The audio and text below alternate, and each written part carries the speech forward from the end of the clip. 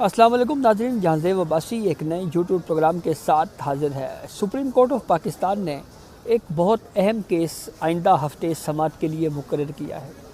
یہ کیس اس وجہ سے بہت اہم ہے کہ اس کی مناسبت بہت اہم ہے۔ آج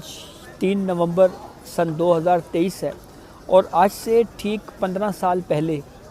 3 نومبر سن 2007 کو ایک فوجی عامر جنرل ریٹائرڈ پرویز مشرف نے، جو کہ اس وقت وفات پا چکے ہیں، اس دنیا سے جا چکے ہیں، انہوں نے جب وہ اقتدار کے اوپر قابض تھے، جب 1999 میں انہوں نے ملٹری کو کیا، نواز شریف کی حکومت ہٹائی، فوج کے اوپر جب انہوں نے قبضہ کیا، تو پھر اس کے بعد سن 2007 3 نومبر کو انہوں نے ملک میں ایمرجنسی نافذ کر دی۔ اور اس ایمرجنسی کے نتیجے میں نہ صرف میڈیا کے اوپر پابندیاں لگیں،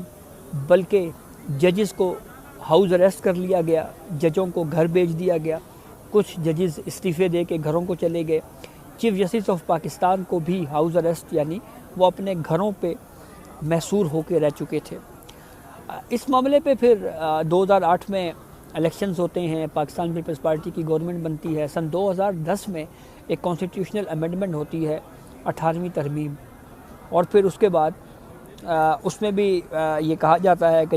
جو آئین سے غداری جو ہے اس کے اوپر آرٹیکل 6 لگنا چاہیے۔ پھر اس کے بعد 2013 میں عام انتخابات ہوتے ہیں ملک میں، اور میاں محمد نواز شریف ملک کے وزیر اعظم بن جاتے ہیں۔ اور میاں محمد نواز شریف جب ملک کے وزیر اعظم بنتے ہیں تو پھر اس وقت کی حکومت مسلم لیگ نون کی یہ فیصلہ کرتی ہے کہ فوجی عامر پرویز مشرف کے اوپر غداری کا مقدمہ چلایا جائے، اور پھر باضابطہ طور کے اوپر ایک کمپلینٹ آتی ہے، وزارت داخلہ اس کے اوپر ایک اسپیشل کورٹ تشکیل دیتی ہے جس کو خصوصی عدالت کہا گیا،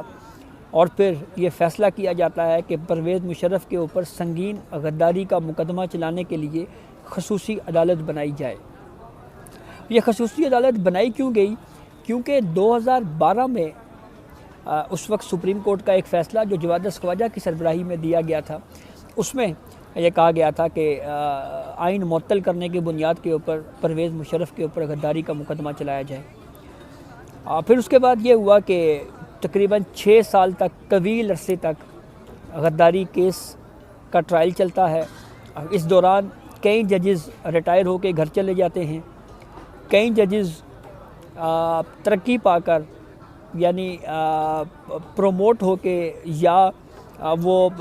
سپریم کورٹ میں آ جاتے ہیں، کئی ججز ریٹائر ہو کے گھر چلے جاتے ہیں۔ اس 6 سالہ عرصے میں جنرل مشرف کو خصوصی عدالت نے 2 دفعہ بلایا۔ ایک دفعہ وہ سیکیورٹی وجوہات کی بنیاد کے اوپر اسپیشل کورٹ نہیں آ سکے، اور کبھی ان کے رستے سے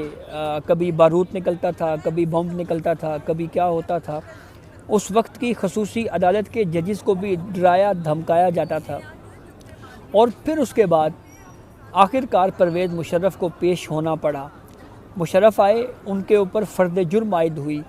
انہوں نے صحت جرم سے انکار کیا اور ایک لمبی چوڑی تقریر کی۔ اس وقت کے خصوصی عدالت کے ججز اگر میں یاد کروں تو فیصل عرب، یاور علی اور طاہرہ صفدر تھی۔ Tahira Safdar chief justice Balochistan high court تھی، جنہوں نے پرویز مشرف کے اوپر فرد جرم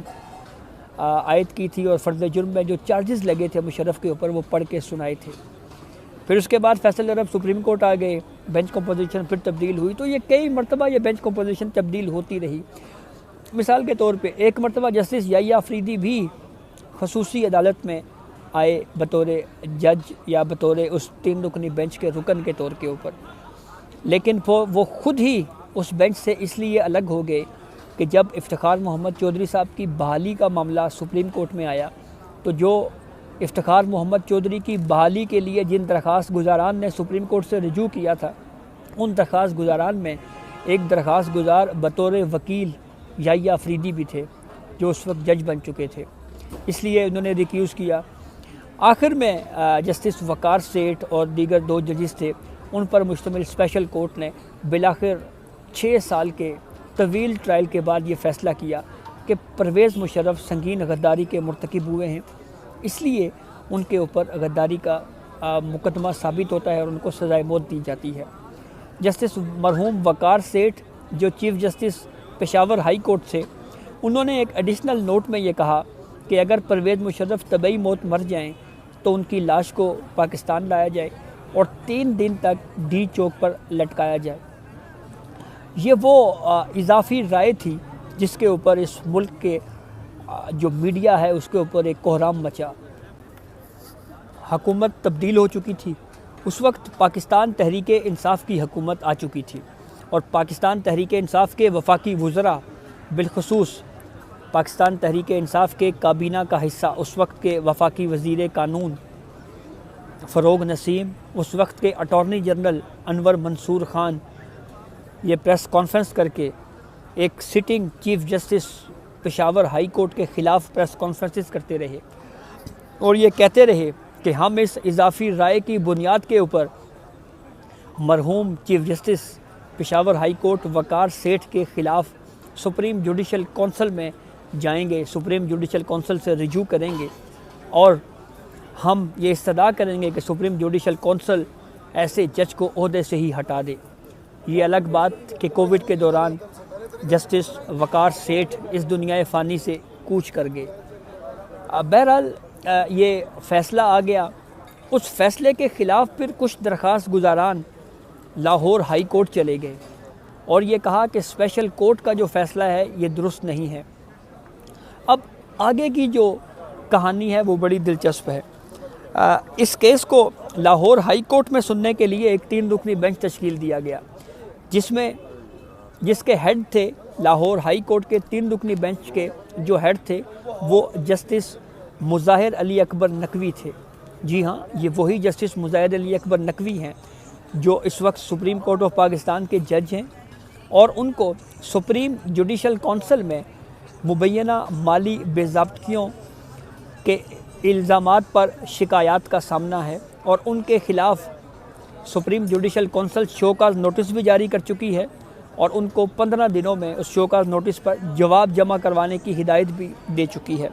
لاہور ہائی کورٹ کے ان 3 ججز میں جسٹس محمد امیر بھٹی بھی شامل تھے جو اس وقت chief justice Lahore high court ہیں، اور جو تیسرے جج ہیں ان کا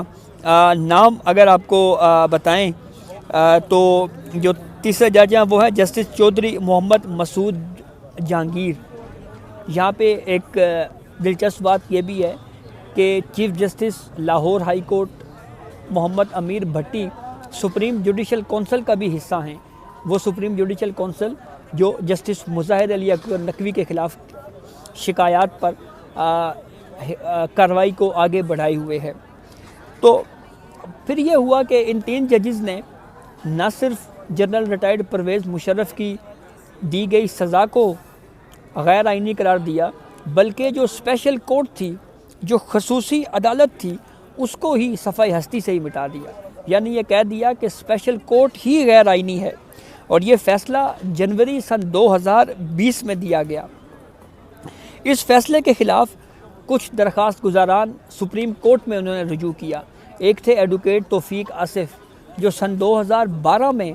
جب یہ معاملہ سپریم کورٹ میں آیا، جب جواد خواجہ کی سربراہی میں قائم ایک 3 رکنی بینچ نے پرویز مشرف کے اوپر غداری کا مقدمہ چلانے کے لیے پروسیڈنگ شروع کی، ان درخواست گزاران میں بھی ایک درخواست گزار تھے۔ پھر Sindh bar council I, Pakistan bar council I, اور ایک اور درخواست گزار ہیں جنہوں نے سپریم کورٹ آف پاکستان سے رجوع کیا اور لاہور ہائی کورٹ کے اس فیصلے کو جو ہے وہ چیلنج کیا۔ دلچسپ بات یہ ہے کہ جب سے یہ پٹیشنیں سپریم کورٹ میں آئی ہیں، کسی نے بھی یہ ہمت نہیں کی کہ ان درخواستوں کو سماعت کے لیے مقرر کیا جائے، لیکن 15 سال بعد